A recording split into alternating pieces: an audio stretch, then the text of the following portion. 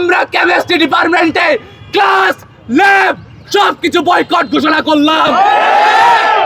একজন, দুইজন, 10 জন, 20 জন লিখিতভাবে যে কয়জনই হোক না কেন, এই ধর্ষক সাইকোপ্যাথ পারভার্টের বিরুদ্ধে রসায়ন বিভাগের সমস্ত শিক্ষার্থী একজোট ভাবে তার বিরুদ্ধে আমরা সম্মিলিতভাবে প্রতিরোধ করব।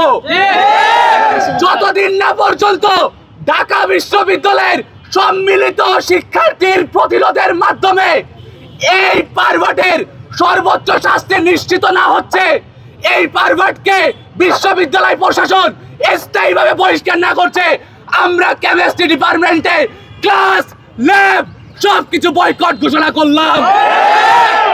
সবাইকে বিনীতভাবে অনুরোধ করছি, আমাদের এই ভিকটিমদের রসায়ন বিভাগের পাশে দাঁড়ান, যেন আর এরকম কোন পারভার্ট ঢাকা বিশ্ববিদ্যালয়ের মতো জায়গায় জন্ম না নিতে পারে।